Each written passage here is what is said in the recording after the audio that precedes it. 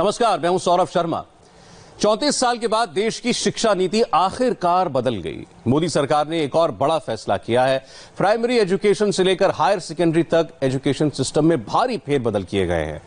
क्या है ये बदलाव और इससे कैसे देश के बच्चों से लेकर बड़ों तक की पढ़ाई पर असर पड़ेगा, आइए देखते हैं।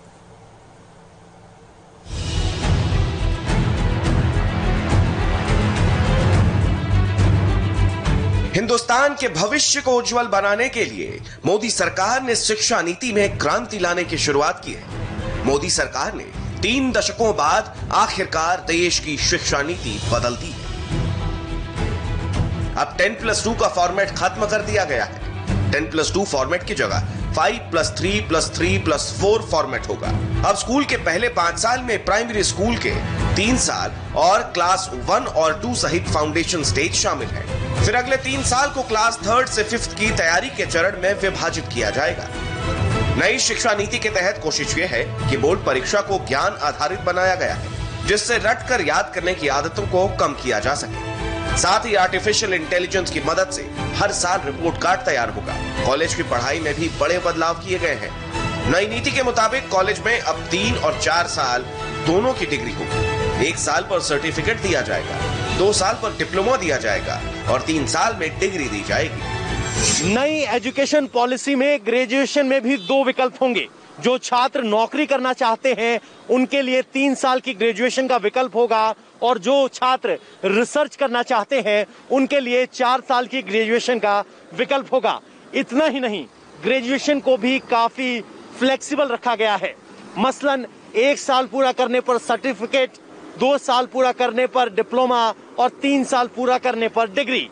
यानी कोई छात्र अगर पढ़ाई बीच में छोड़कर कुछ काम करता है और बाद में वो अपनी डिग्री पूरा करना चाहता है तो उसके पास वो डिग्री पूरा करने का भी विकल्प होगा। यानी शिक्षा अब ज्यादा फ्लेक्सिबल होगी। यही नहीं, सरकार का पूरा फोकस मातृभाषा पर है। मातृभाषा या स्थानीय भाषा में पढ़ाई होने से स्टूडेंट्स शिक्षा को बोझ नहीं समझेंगे, उन्हें विषय आसानी से समझ में आएगा। यही वजह है कि सरकार ने 5वीं तक की पढ़ाई अब मातृभाषा, स्थानीय भाषा और राष्ट्रभाषा में होगी। 6ठी कक्षा में वोकेशनल कोर्स उपलब्ध होगा। हर एक को अपने भाषा में सीखने का अधिकार है और किसी एक भाषा का विरोध नहीं है और कोई एक भाषा थोपने का विषय नहीं है। तो कहाँ विवाद है? विवाद तब होगा कि कोई भाषा थोपी जाएगी, विवाद तब होगा कि कोई भाषा रोकी जाएगी।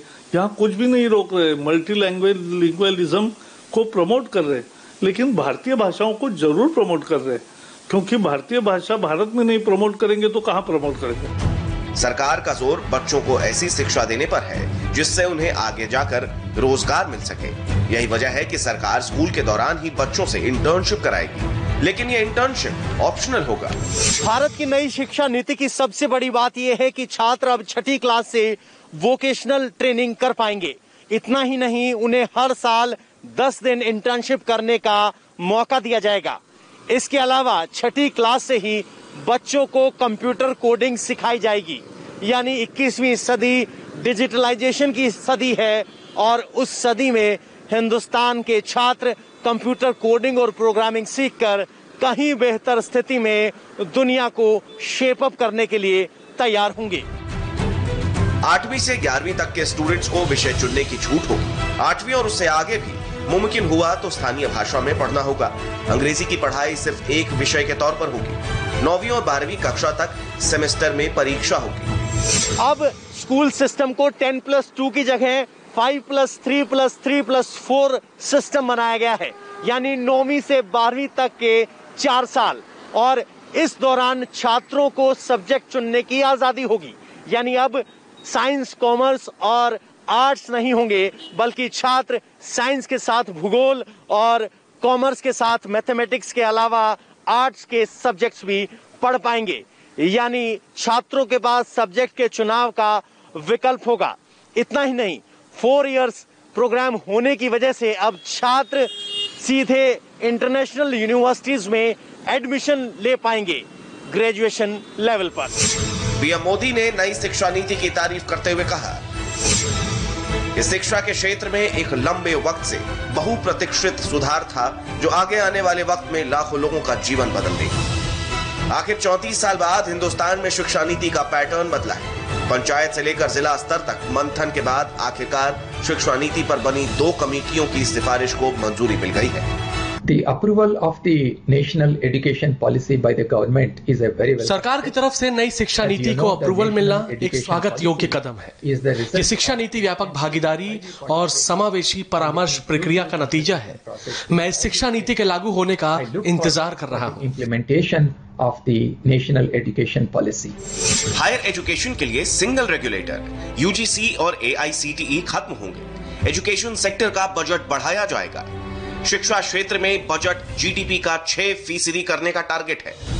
करीब 2 लाख सुझाव के बाद नई शिक्षा नीति तैयार की गई। मानव संसाधन मंत्रालय का नाम बदलकर अब शिक्षा मंत्रालय कर दिया गया है।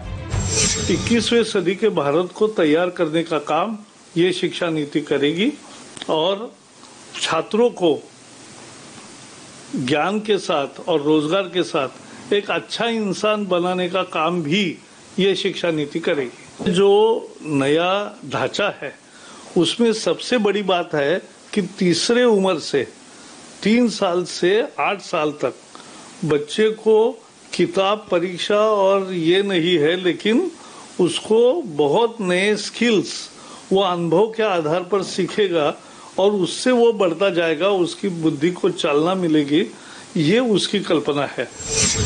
इसके अलावा शिक्षा प्रणाली को लेकर कई तरह के परिवर्तन किए गए हैं। सभी इंस्टीट्यूट्स का एक एंट्रेंस एग्जाम होगा। क्षेत्रीय भाषाओं में भी ऑनलाइन कोर्स होंगे। 2030 तक हर जिले में या उसके पास कम से कम एक बड़ा मल्टी सब्जेक्ट हाई इंस्टीट्यूशन होगा। संस्थानों का पाठ्यक्रम ऐसा होगा कि सार्वजनिक संस्थाओं के विकास पर उसमें जोर दिया जाए। संस्थानों के पास ओपन डिस्टेंस लर्निंग और ऑनलाइन कार्यक्रम चलाने का विकल्प होगा।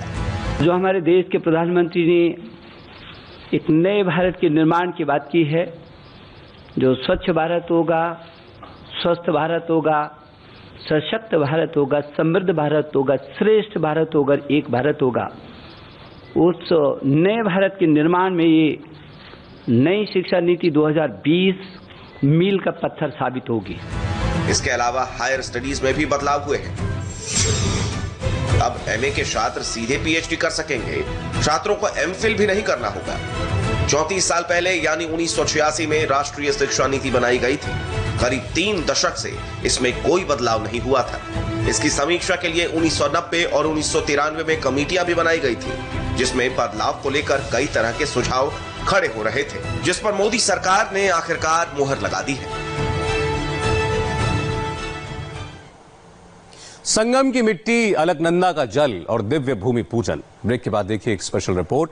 5 अगस्त को कितनी भव्य दिखेगी अयोध्या।